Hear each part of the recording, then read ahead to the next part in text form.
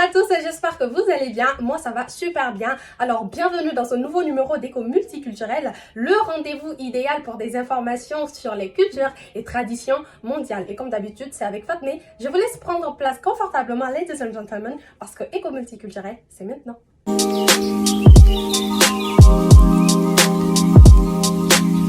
Alors, comme mon habillement l'indique, aujourd'hui, je vais vous transporter avec moi au cœur des traditions africaines. J'ai hâte de vous raconter tout ça parce qu'aujourd'hui, je me suis intéressée à deux pays, à savoir le Kenya et l'Éthiopie. Nous allons commencer par l'Éthiopie et parler d'une ethnie qu'on appelle Mursi. Il s'agit d'une tribu primitive isolée au sud de l'Éthiopie, au bord du fleuve Omo. Mais ce qui est intéressant, c'est que les femmes de cette ethnie portent un plateau dans la bouche, autrement appelé le plateau labial. C'est une grande spécialité de cette ethnie. La motivation originale était de paraître laide afin d'éviter de se faire enlever et être réduite à l'esclavage par les autres ethnies. Mais avec le temps, le port du plateau labial est devenu un signe ou un symbole, si vous voulez, de courage et de beauté de cette ethnie.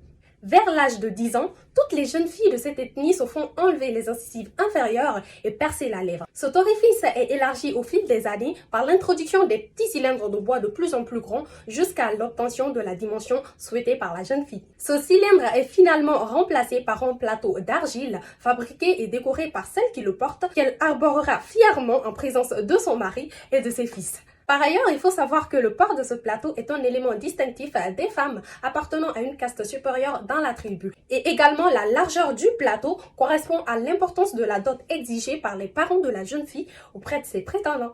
Direction le Kenya à présent pour parler d'une tradition appelée ramener l'esprit du défunt à la maison. Il s'agit d'une tradition culturelle de la communauté Bukusu située à l'ouest du Kenya, selon laquelle lorsqu'une personne meurt loin de chez elle, son esprit doit être forcément ramené à la maison afin de se reposer et pour éviter toute possibilité d'être nargué par le défunt. Un bélier est abattu sur le lieu du décès et les objets y sont récupérés pour être placés sur la tombe. Un taureau est ensuite sorti de son enclos pour symboliser son esprit arrivant à la maison, puis il est également abattu au bord de la tombe. Un exemple, cela s'est d'ailleurs produit récemment lorsque les dirigeants bien connus du Kenya se sont déplacés pour Londres, à savoir Eugène Wamalwa, Maurice Akutiyi et tant d'autres afin de ramener l'esprit de leur défunt vice-président du Kenya, Michael Kajana Wamalwa.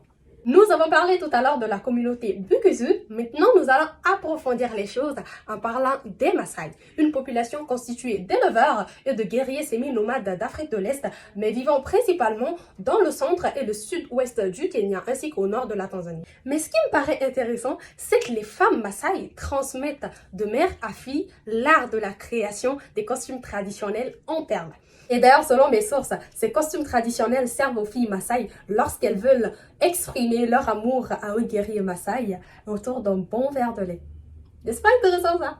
Ladies and gentlemen, je ne veux pas du tout vous quitter, mais ceci marque la fin de ce numéro d'Éco Multiculturel. Ce fut un réel plaisir pour moi de vous servir et de vous transporter avec moi au cœur des traditions kenyanes et éthiopiennes. On se retrouve une prochaine fois, Inch'Allah, si Dieu va bien, pour un nouveau numéro d'Éco Multiculturel. D'ici là, prenez bien soin de vous et oui, n'oubliez pas de vous abonner. Au revoir!